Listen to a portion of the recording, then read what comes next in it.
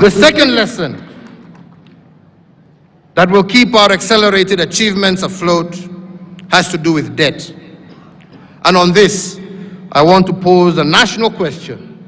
How much is too much borrowing?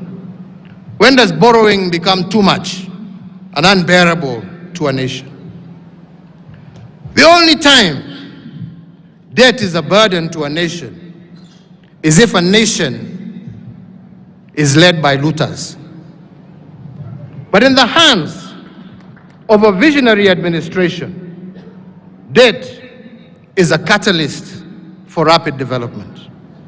And I will give but one example.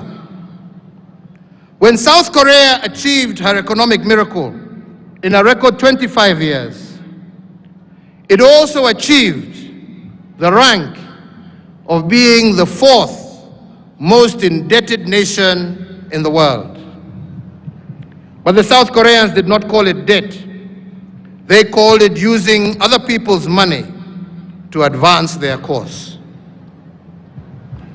What this means is that nations that have advanced have not necessarily used their own money, especially when they are not endowed with natural resources.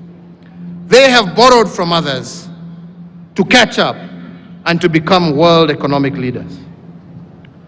And the national question, therefore, to us today is not whether debt is good or bad.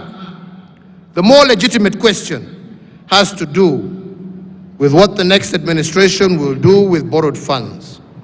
Will they end up in the private pockets, or will they be used to accelerate economic advancement? On my part, I believe we have used other people's money to close our infrastructure gap, to connect our markets. For example, when a maize trader in Kitale previously would take 3 days from Kitale to the border with South Sudan, with what we have borrowed and the roads we have built, we have ensured that that man from Kitale can be at the border of South Sudan in just 5 hours, not 3 days.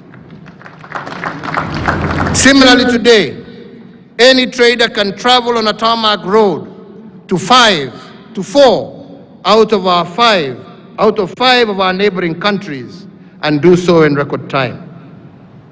If we can transport 10 times more passengers with the SGR at half the price and at half the time, and move 3 times more cargo daily from Mombasa to our neighbors, then our borrowing has surely been worthwhile and paid tangible dividends.